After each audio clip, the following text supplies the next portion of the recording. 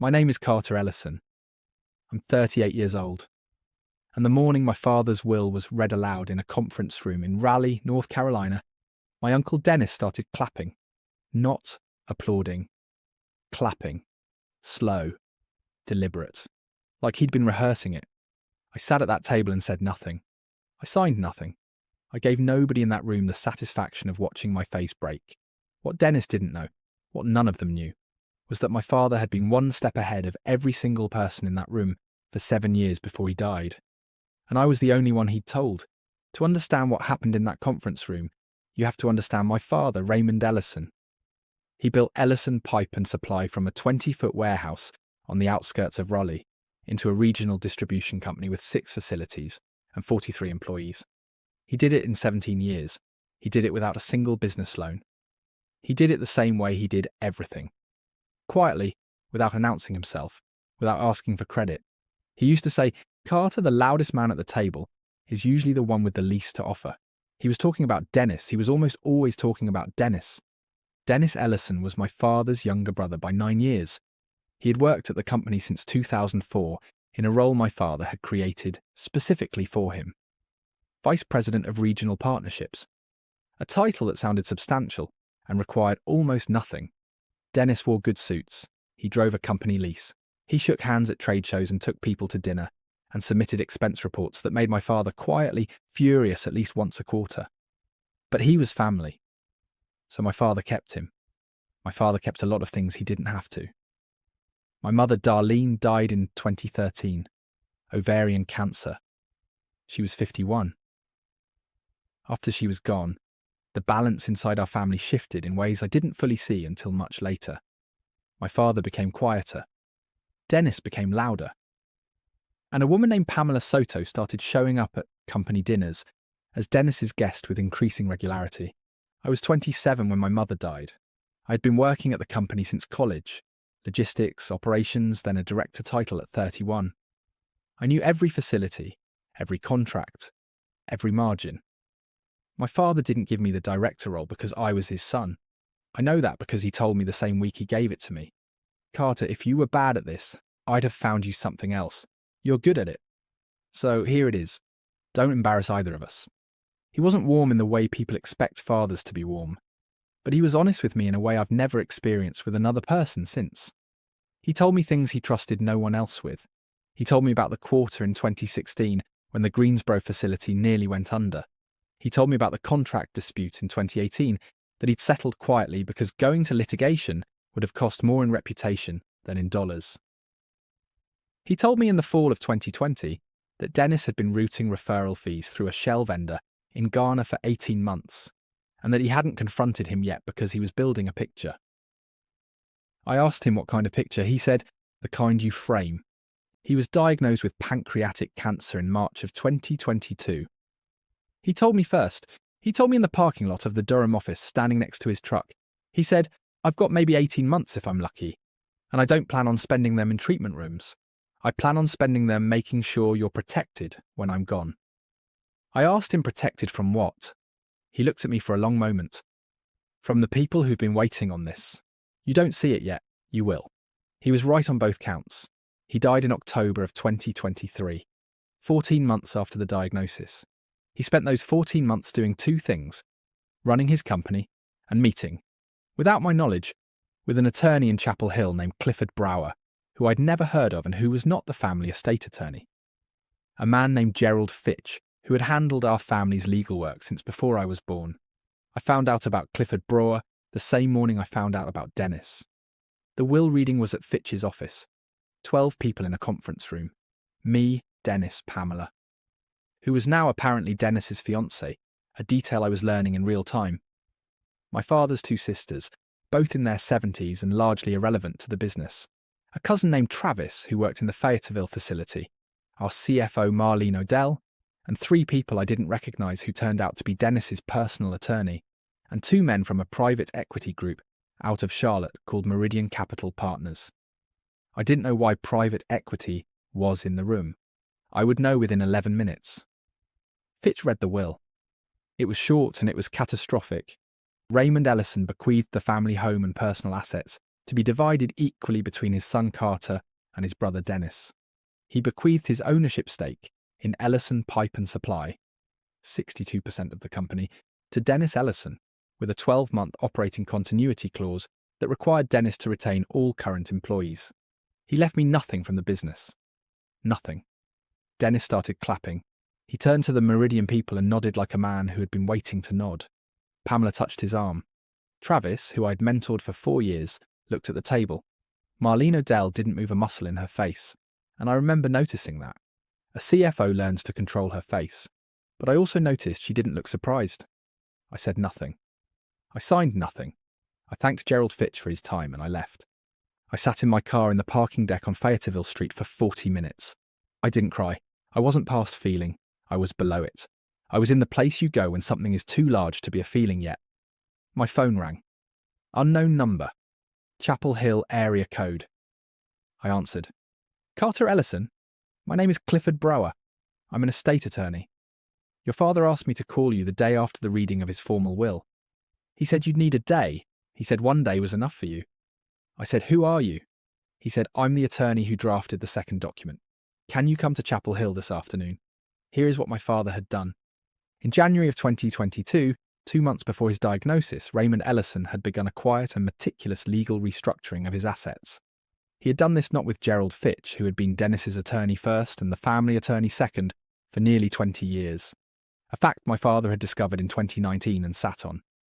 He had done it with Clifford Brower, a trust and estate attorney with 30 years of experience, and no existing relationship with anyone in our family. The will that Fitch read was real. It was valid. It was also, according to Clifford Brower, precisely what my father intended it to be. Bait. 3 years before he was diagnosed, my father had moved his personal ownership in Ellison Pipe and Supply into a Delaware-registered holding entity called REO Holdings LLC. The 62% stake Dennis had just inherited in the will. It was in REO Holdings, not in the operating company.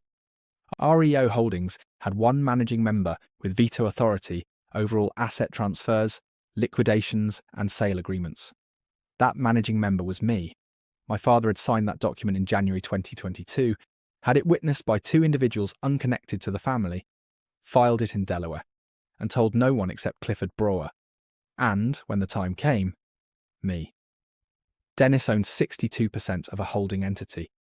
I controlled the holding entity. He could not sell, transfer, or liquidate a single share of Ellison Pipe and Supply without my written authorization. The Meridian Capital deal he'd apparently been negotiating for months. A deal I was certain Dennis had been planning long before my father died. Required the shares to transfer cleanly. They couldn't, not without my signature, not without me.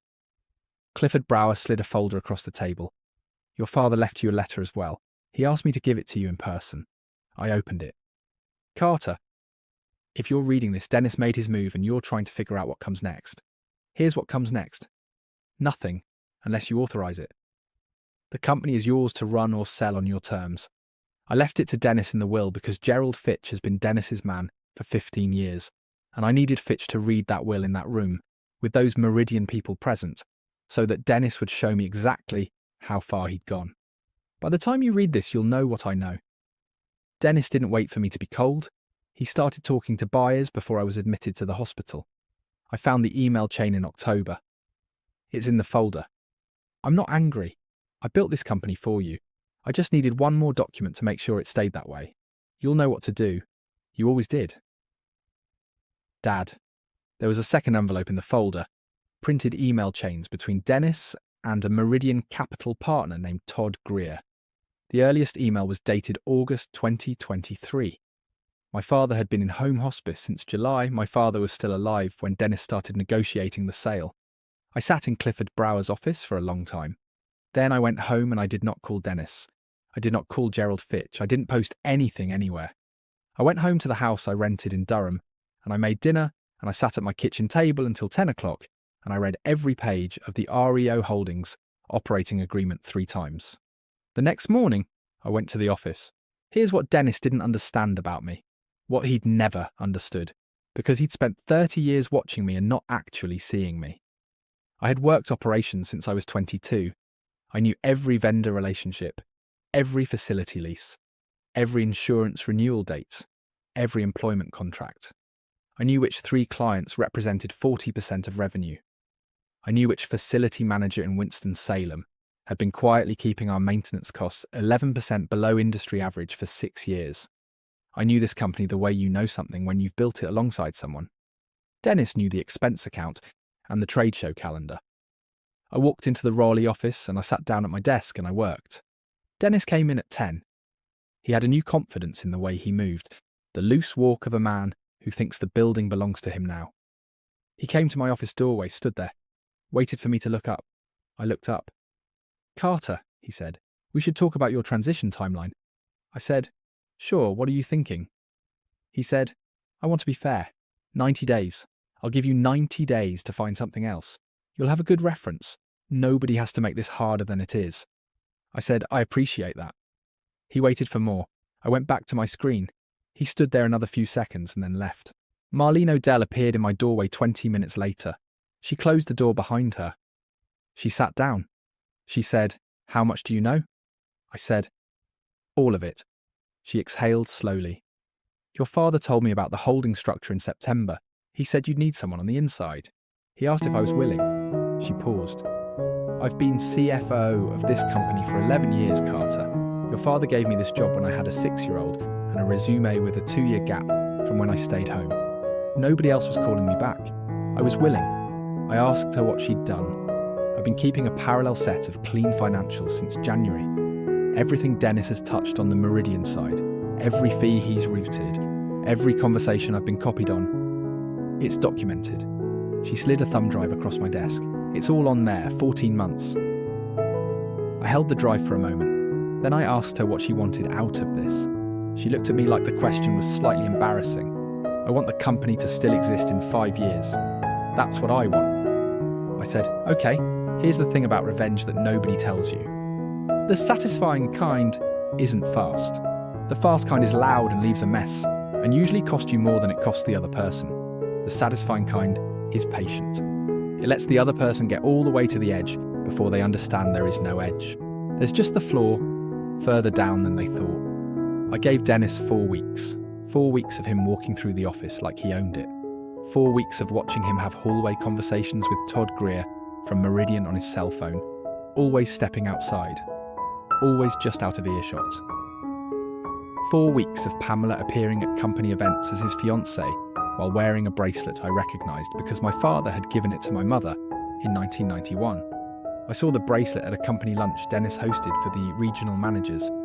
Pamela reached across the table for the bread and the bracelet caught the light. I looked at it once. I looked away. I filed it. At week 4, Meridian sent over a formal letter of intent. The number was significant. It was also meaningless without my authorization. Dennis brought it to me himself. He set it on my desk. He smiled the smile of a man delivering news to someone he's already dismissed. Meridian's coming strong. This is a good exit for everyone, Carter. I want you to be part of this. I read the letter of intent. I took my time. Then I looked up and I said, "Dennis, I need to show you something." I opened my laptop. I pulled up the Delaware filing for REO Holdings LLC. I turned the screen toward him. He read it. I watched him read it. I watched the expression move from impatience to confusion to something that took longer to name. I said, "Dad moved the shares into a holding entity in January of 2022. I'm the managing member. No transfer goes through without my written authorization. The Meridian deal needs my signature. Every deal needs my signature." Dennis stared at the screen. I said, "I also have 14 months of financial records showing the vendor routing through Ghana." Marlene put it together. "I have the Meridian emails from August of last year. Dad printed them before he was admitted to the hospital." He looked up at me. I said, "And I have a probate attorney reviewing whether the formal will itself was the product of undue influence, given that Gerald Fitch has had a documented relationship with you as a personal client since 2008. Something he didn't disclose to my father, and something that creates a conflict of interest in the drafting of that document." Dennis's mouth opened. Nothing came out. I said, "I'm not going to destroy you, Dennis, that's not what this is. But I need you to understand exactly where you're standing before we figure out what happens next." He stood up. He was shaking slightly. Not a lot. But I saw it. He said, "You can't prove any of this." I said, "I already have. I'm giving you the courtesy of this conversation before it becomes something else. Sit down." He sat down. Here is what we worked out in that conference room over the following 2 hours. Dennis would resign from Ellison Pipe and supply effective immediately. He would repay, through a structured agreement Clifford Brower would oversee, the full amount of vendor fraud identified in Marlene's records. He would surrender any claim to the company shares held in REO Holdings. In exchange, I would not pursue criminal referral for the financial misconduct, and I would not contest his inheritance of the personal assets outlined in the original will. He tried to push back twice. The second time I opened the folder with the email chains, he stopped pushing back. He signed the resignation that afternoon. The Meridian deal died the same week when I called Todd Greer and informed him that the company was not for sale and that the party he'd been negotiating with had no legal authority to sell it. Greer was quiet for a long moment. Then he said, "How long have you known?" I said, "Long enough." He said, "Your father was a careful man." I said, "Yes, he was." Gerald Fitch received a bar complaint from Clifford Brower the following month citing the undisclosed dual representation. I don't know how that resolved. I didn't need to know. The bracelet, my mother's bracelet, was harder. I didn't confront Pamela directly. I didn't have standing to, and it wouldn't have changed anything. But 3 weeks after Dennis resigned, Pamela sent me an email. Just one line. "I didn't know it was your mother's. I found it in Dennis's desk. I'm sorry." She sent it back through the mail. It arrived in a small padded envelope with no return address. I put it in the box with my mother's other things. The box lives on the shelf in my closet. I don't open it often. When I do, I can still smell her perfume. Faintly, the way things hold on to what they loved. The company is mine now. Fully mine. We're 49 employees this year. The Greensboro facility hit its best quarter in 9 years in the spring. Marlene got a raise that was long overdue. Travis, my cousin in Fayetteville, turned out to be someone I underestimated. He's managing 2 facilities now, and he calls me on Sundays sometimes, just to talk through logistics problems, the way I used to call my father. I kept my father's truck. It's a 2018 F15. Oh, dark blue. 180,000 miles. I drive it to work most mornings. There's a parking spot at the Rowley facility that nobody parks in because everybody who worked there when my father was alive knows it was his spot. I park there now, not because I'm trying to fill something, because I'm not pretending it's empty either. There's one more thing. The day I cleaned out my father's office, I found a notepad in the bottom drawer of his desk. He'd been using it for years. The cover was soft from handling. On the last written page, in his handwriting, he'd made a list. It was undated, just 6 lines. Brower, done. Delaware, done. Marlene, confirmed. Fitch file, copied. Meridian chain, printed. Carter. When it's time, he'll know. 6 things. 6 steps. All of them checked off. He'd been building it for years before he knew he was sick. He'd started building the moment he understood what Dennis was. He was that kind of man. He didn't react. He prepared. He prepared the way a person prepares when they love someone enough to do the slow, invisible, unglamorous work of protecting them from a distance. I keep the notepad in my desk now. My desk. In his old office. On the days when the work is hard or the decisions feel heavy, I open the bottom drawer and I look at that list. 6 lines. All of them checked. And I think about a man who never raised his voice, who never announced himself, who spent the last years of his life making sure his son would be standing when the noise finally stopped. The loudest man at the table usually has the least to offer, he used to say. My father never raised his voice once, and he won every single room he ever walked into.